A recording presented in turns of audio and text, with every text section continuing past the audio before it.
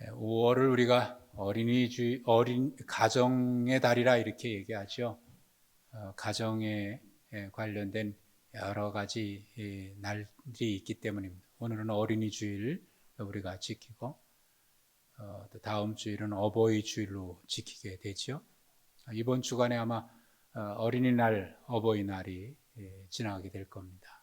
그리고 셋째 주일은 우리 청년주일로 지키면서 동시에 교사주일로도 지키게 되고, 그래서 가정에 대해 관련된 그런 날들이 많이 있어서 가정의 달이라고 그렇게 얘기합니다. 가정의 달인 5월 달에 여러분의 가정에 하나님께서 주시는 은혜와 평강이 충만하기를 주님의 이름으로 축복합니다. 코로나 상황이 계속되는 가운데 우리가 5월 가정의 달을 맞이하고 있습니다. 1년 전에 코로나 팬데믹이 선포될 이후 세계 곳곳에서 많은 확진자들이 급속도로 늘어나게 될 때에 세계 각국마다 자기 국민들을 보호하기 위해서 외국에 나가 있는 코로나가 급속도로 늘어나고 있는 그 위험 지역에 있는 국민들을 안전하게 귀국시키기 위해서 특별 비행기를 띄우는 일들이 있었습니다. 그렇지 못한 나라들도 있었습니다만 그런 나라들은 그 국민들이 부러운 눈으로 바라보고 있었지요. 그리고 1년이 지났습니다. 이제는 백신 접종이 시작이 됐고요. 그래서 1년 전의 그 상황과 비슷한 현상들이 또 일어나고 있는데, 국민들이 맞을 백신이 충분히 준비된 나라, 확보한 나라들은 이미 국민의 60% 이상, 그 이상 맞은 나라들도 있고요. 그래서 이미 이제 마스크 벗고 일상에서 자유롭게 활동하는 그런 나라들이 있습니다. 소식들을 우리가 듣고 있습니다. 더욱이 그런 나라들은 2차 접종, 그리고 일명 부스터 샷이라고 해서 3차 접종까지 맞을 그런 물량을, 백신을 확보했고 그런 계획까지 지금 진행되고 있습니다. 우리는 아직 좀 분명 계획을 세우기 어려운 그런 상황에 처해 있긴 합니다만은, 그런 나라들을 보면서 여전히 그렇지 못한 나라 국민들은 불안한 마음과 동시에 부러워하는 그런 마음을 가지고 있어요. 한편 우리는 이런 생각을 합니다. 좀 그렇지 못한 나라들, 어려운 나라들을 좀 같이 나눠주고 같이 맞으면 얼마나 좋을까. 너무 자기 나라만 생각하고 있다. 국가 이기주의다. 그래 비평하는 사람들도 비난하는 사람들도 있겠습니다만은, 생각해 보면 어쩔 수 없는 현실 아니겠습니까?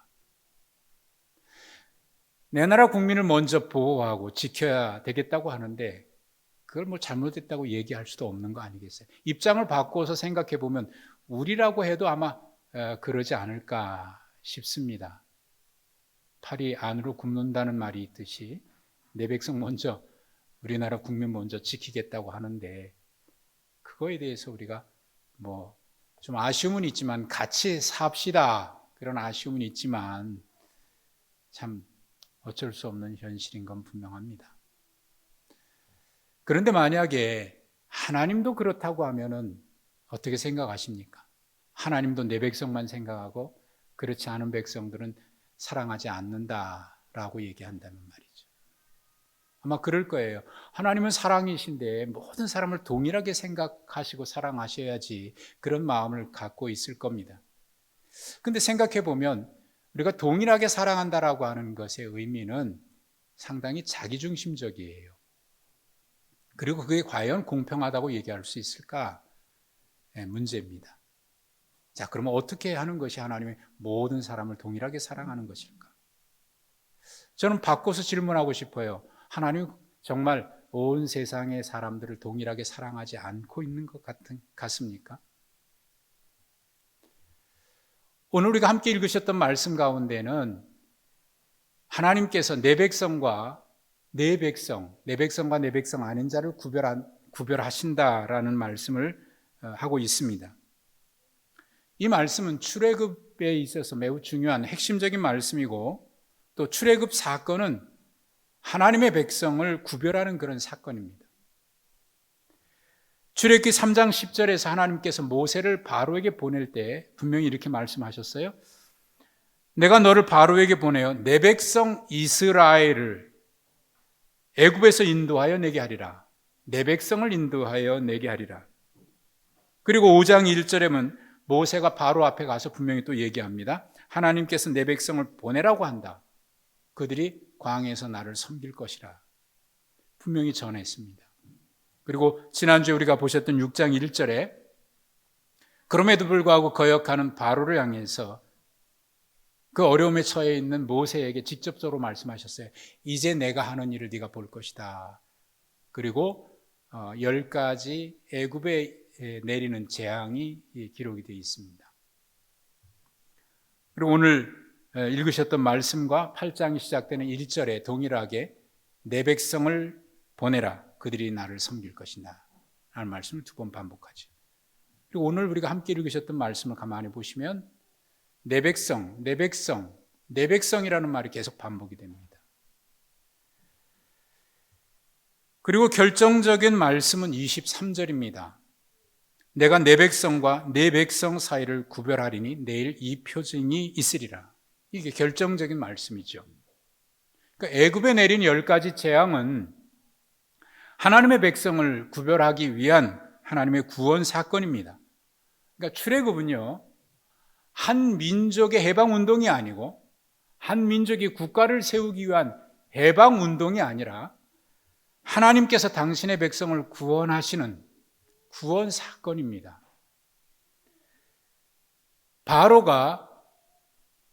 하나님께서 바로와 애굽에 내린 10가지 재앙은 하나님께서 당신의 백성을 구원하기 위해서 하나님의 백성과 바로의 백성을 구별하기 위해서 하신 하나님의 구원 사건인데 10가지 재앙 중에 첫 번째와 두 번째 재앙은 애굽의 술사들도 따라했어요. 사실 따라했다라기보다는 흉내낸 것에 불과합니다. 그렇다고 해서 그들에게도 그런 능력이 있다, 그건 아니죠. 만약에 그들에게 그런 능력이 있다고 하면 이 재앙을 멈추게 할 수 있어야 되는데 그들은 이제 흉내냈을 뿐이고 그로 인해서 그 재앙이 배나 더 가중되는 그런 일이 발생을 하죠. 따라서 그들이 한 것은 그저 흉내낸 것에 불과한데 그것도 세 번째 재앙부터는 그마저도 흉내낼 수가 없었습니다. 그래서 그들은 이렇게 얘기합니다. 이것은 우리의 능력이 아니다. 하나님의 능력이다. 하나님의 권능이다. 우리 힘으로 할 수 없는 것이다 라고 인정을 하게 됩니다. 그리고 오늘 우리가 함께 보셨던 이 말씀이 네 번째 재앙에 해당되는 것인데 이 네 번째 재앙부터 반복해서 기록된 말씀이 있는데 그게 뭐냐면 오늘 우리가 함께 보려고 하는 말씀입니다. 내 백성과 내 백성을 구별하리라 라고 하는 말씀이 이 네 번째 재앙부터 계속 모든 재앙마다 그 말씀이 반복됩니다. 그리고 애굽 땅에는 애굽의 백성들에게는 재앙이 임하지만 이스라엘 백성들에게는 임하지 않았습니다. 그리고 그 구별의 사건의 결정적인 절정은 10번째 재앙이죠. 10번째 재앙인 11장 4절과 5절 그리고 7절에 이렇게 말씀하고 있습니다. 내가 밤중에 애굽 가운데 들어간다. 그래서 바로부터 종들까지 그리고 모든 가축에 이르기까지 첫 번째 난 것은 다 죽으리라. 그러나 이스라엘 자손에게는 그렇지 않는다라고 말씀하시면서 여호와께서 애굽 사람과 이스라엘 사이를 구별하는 줄을 너희가 알지라라고 말씀했습니다. 여러분, 하나님은요, 하나님의 백성들을 철저하게 보호하시고 지켜주십니다. 그리고 구원이란 바로 하나님의 백성과 하나님의 백성 아닌 자의 구별이 그게 구원입니다. 그 구원의 구별에 있어서 하나님은 철저하십니다. 물론 민족이나 혈통 또 지위, 성별 등 이런 인간이 자꾸 이렇게 뭐 차별하고 뭐 이렇게 하듯이 구별하고 있는 그것에 있어서 하나님은 차별하지 않으셔요. 유대인이나 헬라인이나 이방이나 하나님은 동일하게 사랑하십니다. 모든 민족을 동일하게 사랑하십니다. 그런 의미로 하나님은 차별하시는 하나님은 아니에요. 그러나 구원에 있어서는 당신의 백성과 당신 아닌 백성에 대한 분명한 차별이 있습니다. 아니, 차별이 아니죠. 구별입니다. 구별. 요한복음 1장 12절에 영접하는 자 곧 그 이름을 믿는 자들에게는 하나님의 자녀가 되는 권세를 주셨다라고 말씀하셨습니다. 이를 위해서 독생자 예수 그리스도를 이 땅에 보내신 것인데, 요한복음 3장 16절 우리가 잘 아는 말씀에 하나님이 세상을 이처럼 사랑하사라고 말씀을 하고 있어요. 그 사랑으로 하나님이 독생자를 보내셨는데, 여기서 이처럼 사랑하사 할 때 그 사랑하다라고 하는 이 말은 언제 시작됐는지 우리가 알 수 없는 오래전부터 시작된 그 사랑이 지금까지도 계속되고 있다라고 하는 그런 의미를 담고 있어요.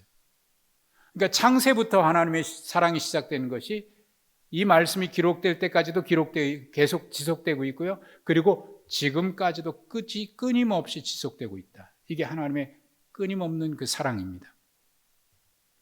그 사랑으로 인해서 독생자를 보내셨는데 그 이유는 구원이죠. 그래서 요한복음 3장 17절에 분명히 말씀합니다.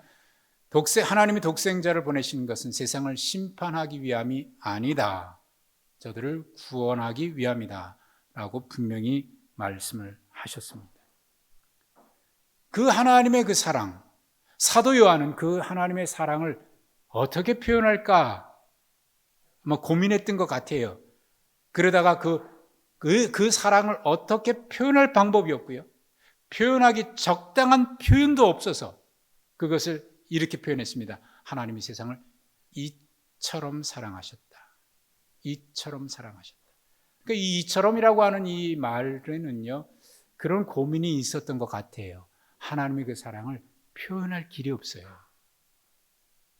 저도 종종 그런 고민을 하게 됩니다. 이 하나님의 사랑을 어떻게 표현해야 이것이 제대로 표현할 수 있는 것일까?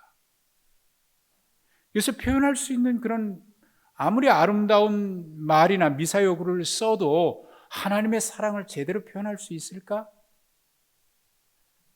없어요.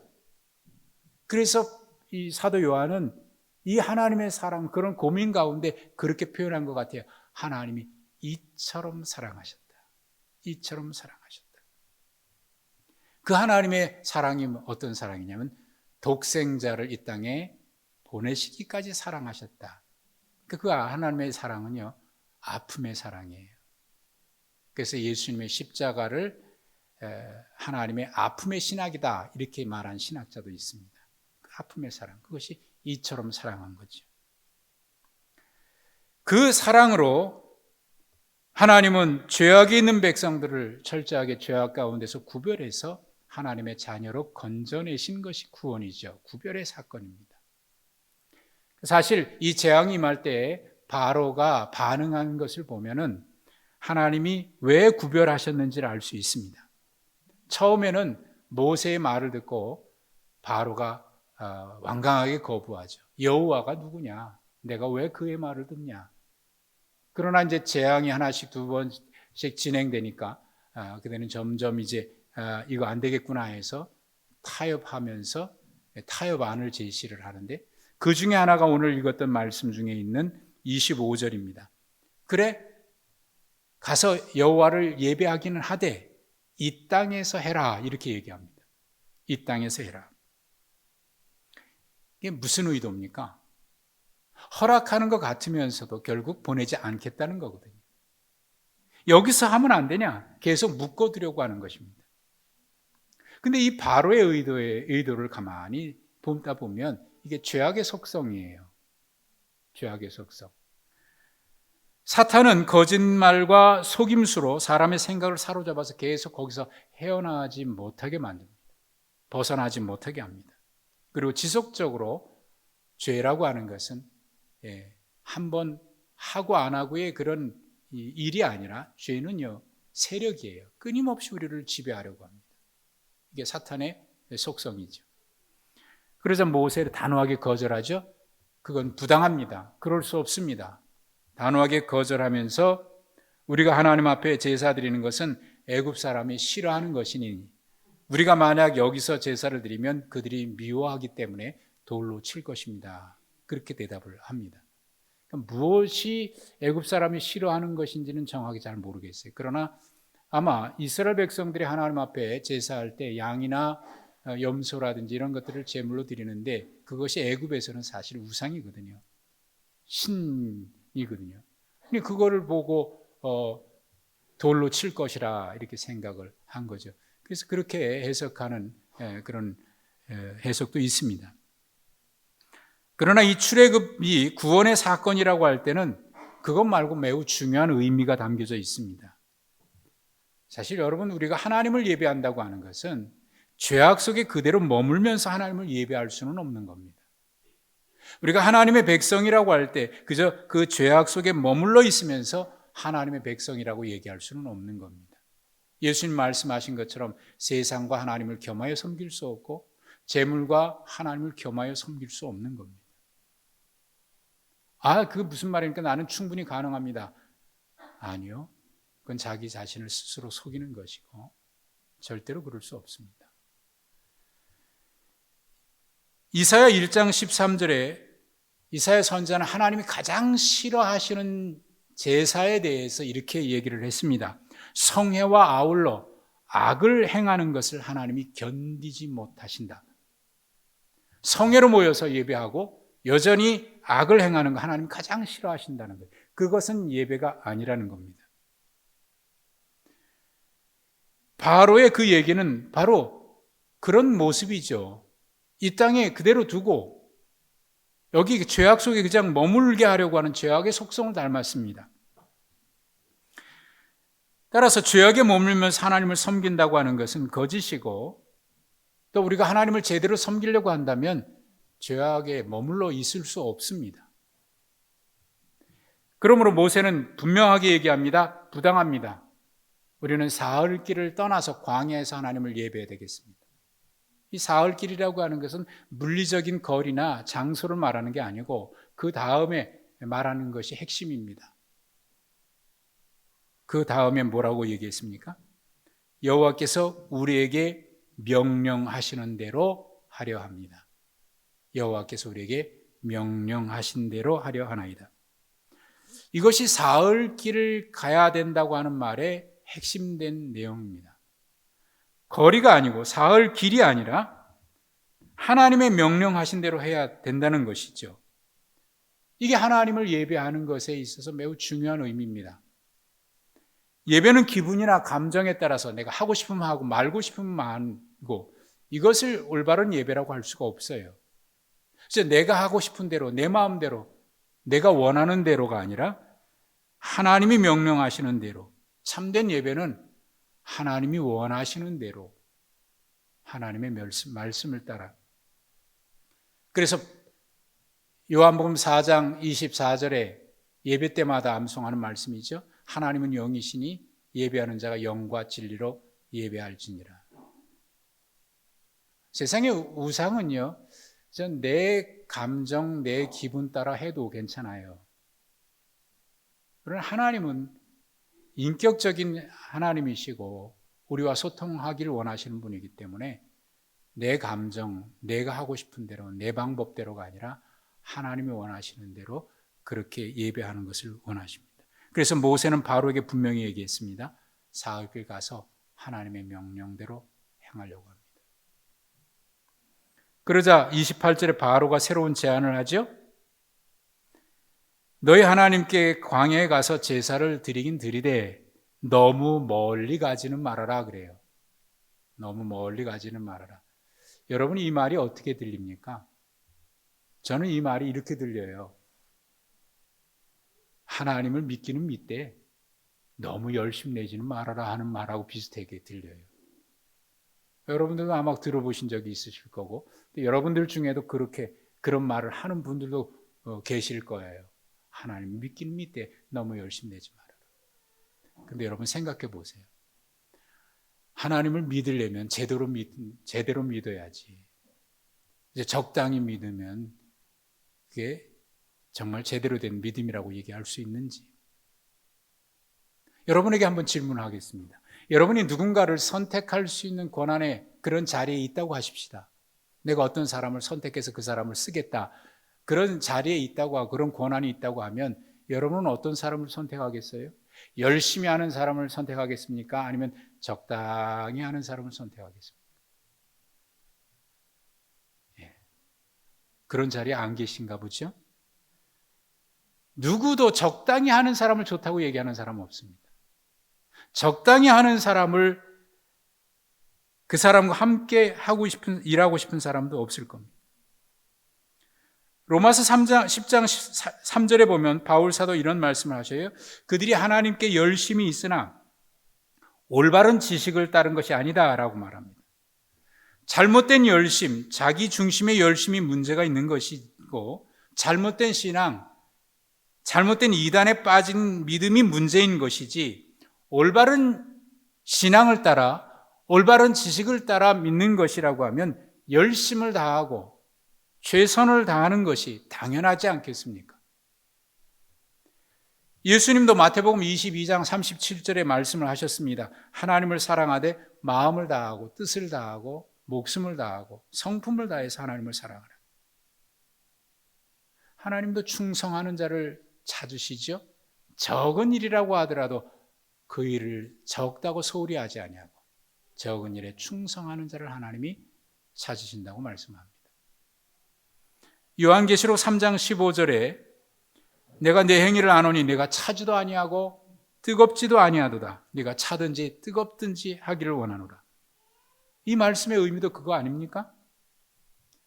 그럼 하나님을 믿으려면 열심을 다해야지. 또 하나님을 섬기려면 열심으로 섬겨야지.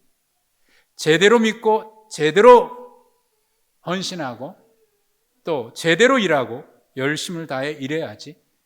이제 적당히 하는 것을 누가 좋다고 하겠어요? 그것이 하나님이 어떤 것을 기뻐하실까 아닐까를 떠나서 우리가 하나님을 하나님으로 믿는다고 하면 우리의 믿음이 하나님 앞에 하는 것이라고 한다면 적당히 할 수 없잖아요. 그럴 수 없는 것 아니겠습니까? 하나님 앞에는 열심히 해야 되고 제대로 해야 되는 거예요. 너무 멀리 가지 말라라고 하는 말이 그렇게 들려요. 그러니까 우리가 하나님 앞에 돌아서려면 완전히 돌아서야지. 중간에서 이리 갈까 저리 갈까 차라리 돌아갈까 그러면 안 되잖아요. 미국 워싱턴에 있는 위트워스 대학교에 교회사 역사를 가르치시는 제럴드 시처라고 하는 교수가 있습니다. 이분이 교회 역사를 전공한 분인데 그분의 책이 우리나라에 많이 번역이 되어 있어서 아마 여기 계신 분들 중에도 생각해 보면 그분의 책을 읽어보신 분이 계실지 모르겠습니다. 이분이 쓴 책 가운데 회복력 있는 신앙이라고 번역된 책이 있습니다. 거기에 기독교 역사에 대한 기록을 남겼는데 주 50년부터 300년까지 이 시기가 약 250년 동안인데 로마의 기독교가 엄청난 박해, 대대적인 박해를 겪었던 기간입니다. 근데 이 기간 동안 로마의 그리스도인이 5,000명에서 500만 명으로 늘어나요. 그리고 그 기간 동안 6만 5천 개의 가정교회들이 생겨납니다. 이 교수가 관심을 갖는 게 그겁니다. 어떻게 그런 상황에서 교회가 그리스도인들이 이렇게 늘어날 수 있었을까? 그 당시 초기 기독교인들은요, 우리처럼 교회 건물에서 예배를 드린 것도 아니고요, 자녀들을 기독교 학교라든지 이런 곳에 보낸 것도 아닙니다. 제대로 된 교회 학교 시스템이 갖춰진 곳에서 양육한 것도 아닙니다. 또 사회적으로나 정치적으로나 그런 혜택을 전혀 받지 못한 상황입니다. 그럼에도 불구하고 이 박해 기간에 기독교가 이렇게 5,000명에서 500만 명으로 성장한 이유가 뭘까? 그것을 이분이 연구를 했습니다. 그리고 이 연구 결과 그는 이렇게 말합니다. 이런 적대적인 환경에서 기독교는 어떻게 그렇게 번성할 수 있었을까? 그리스도인들은 주변 문화로부터 자신들을 고립시키거나 그 문화에 동화되지 않으면서 복음 메시지의 새로움을 지켜야 했다. 로마는 그리스도인들이 너무 고립되었다면 기독교를 무시했을 것이고 너무 동화되었다면 기독교를 흡수했을 것이다. 그리고 이분이 내린 결론은 이것입니다. 기독교의 핵심 정체성을 잃지 않은 것이 기독교가 성공한 주요한 이유이다. 이 사회에서 살기 어렵다. 그래서 고립을 선택하지도 않고요. 또 적당히 타협해서 동화되지도 않고 그 사회 속에 살되 자기 정체성을 잃지 아니하고 살아가는 것. 사실 이게 주님 말씀하신 세상의 소금이고 빛 아니겠습니까? 이것이 그 원인이다. 이분이 내린 결론입니다. 여러분도 아시는 이야기일지 모르겠습니다. 미국의 에브라임 링컨 대통령의 일화가 있습니다. 이분은 남북 전쟁의 그 위급한 상황 속에서도 막사를 치고 그 안에 기도 처소를 마련해서 항상 기도하는 일을 빼놓지 않았습니다. 아무리 급한 일이 있어도 기도하는 시간에는 누구도 만나지 않고 지금 기도 중입니다. 그렇게 편말을 걸었다고 하죠. 참모가 찾아와서 위급한 일로 보고하려고 하면 기도 시간인 경우가 있습니다. 그때는 아무리 만나려고 해도 만나지 않고 기도가 끝나야 만납니다. 밖에서 기도가 끝나기를 기다리던 참모가 기도 마치고 나오는 링컨 장군에게 얘기합니다. 답답한 마음으로 이렇게 얘기합니다. 장군님, 정말 하나님이 우리 편이 되실까요? 정말 하나님이 우리를 도와주실까요? 그랬더니 링컨 장군이 했다는 유명한 말이 있죠. 나는 내가 염려하는 것은 하나님이 우리 편이 되시는 것이 아니라 내가 진짜 염려하는 것은 우리가 하나님 편에 서 있는가? 그것이라네. 우리가 하나님 편에 서 있는가? 여호수아 3장에 보면 여호수아가 이스라엘 백성들이 이끌고 가나안 땅에 들어가기 전에 여리고 앞에 서 있습니다. 걱정스럽게 새벽에 거닐고 있는데 하나님의 군대 장관이 나타나요. 깜짝 놀란 여호수아가 묻습니다. 당신 누구십니까? 우리를 도우러 오셨습니까? 아니면 적입니까? 적을 돕기 위해서 왔습니까? 우리를 돕기 위해서 왔습니까? 그때 하나님의 군대 장관이 이렇게 말씀합니다. 나는 너를 도우러 온 것도 아니고 원수 편도 아니라 나는 여호와의 일을 하러 왔느니라. 여호와의 일을 하러 왔느니라. 여러분, 하나님이 우리 편이 되시는 것이 아니라 우리가 하나님 편에 서는 것이 중요합니다. 구별은 바로 그것입니다. 오늘 유아 세례 받은 어린이들이 있습니다. 부모님들이 신앙 고백으로 세례를 받았습니다. 문답과 서약을 했습니다. 그때 고백하듯이 부모들은 이 아이들을 하나님의 말씀과 기도와 사랑으로 키워야 한다. 사실 세례라고 하는 것은 하나님의 언약의 서약함으로 내가 하나님의 백성으로 구별된 것임을 선언하는 것입니다. 시인하는 것입니다. 여기 계신 분들 다 세례를 받으신 분들은 다 그렇게 내가 구별된 하나님의 자녀로 살아가겠다라고 자기의 삶을 구별하기로 결단하신 분들입니다. 따라서 그에 합당한 구별된 삶을 살아야죠. 옛 생활, 옛 습관, 죄악을 벗어버리고 그리고 하나님의 원하시는 참된 예배를 우리가 드려야 합니다. 창세기에 있는 가인과 또 우리가 잘 아는 사울 왕이 하나님 앞에 예배를 드렸음에도 불구하고 하나님이 그 예배를 받지 않으신 이유는 자기 감정대로 자기 생각대로 원하는 대로 했기 때문입니다. 하나님 받지 않으신 거예요. 그리고 그들의 삶에는 하나님 앞에 온전한 순종이 없습니다. 하나님의 백성이 우리는 하나님이 원하시는 참된 예배를 드려야 하고 또 이 땅에 살아가는 동안 그에 합당한 영적 예배의 삶을 살아야 합니다. 바울 사도는 골로새서 1장 13절 14절에서 이렇게 말씀합니다. 그가 우리를 흑암의 권세에서 건져내사 그의 사랑의 아들의 나라로 옮기셨으니 그 아들 안에서 속량 곧 죄사함을 얻었도다. 그러므로 우리는 어떻게 살아야 되는가? 에베소서 5장 8절은 말씀합니다. 너희가 전에는 어둠이더니 이제는 주 안에서 빛이라. 빛의 자녀들처럼 행하라. 구별입니다. 하나님 앞에 우리는 구별된 자녀로 부름받았습니다. 따라서 우리도 역시 하나님 앞에 구별된 자녀로 하나님의 언약 안에서 살아가야 합니다. 이것이 하나님이 우리를 부르신, 구별하여서 구별해내셔서 구원하신 하나님이 원하시는 삶입니다. 우리 모두 이 땅에서 구별된 빛의 자녀로 살아갈 수 있게 되기를 주님의 이름으로 축복합니다. 하나님 감사합니다. 오늘도 우리를 구별하셔서 하나님 앞에 나와 영과 진리로 예배케 하시고 또한 주께서 기뻐하시는 거룩한 뜻을 받은 대로 이 땅에서 구별된 하나님의 자녀로 언약 안에 살기를 다짐합니다. 하나님, 이 언약 안에 머물러 있는 주의 백성들을 하나님께서 당신의 백성들을 지키고 보호하신 것 같이 보호하시고 지켜주셔서 이 땅에서 빛으로 소금으로 살아가게 하옵소서. 예수님의 이름으로 기도하옵나이다. 아멘.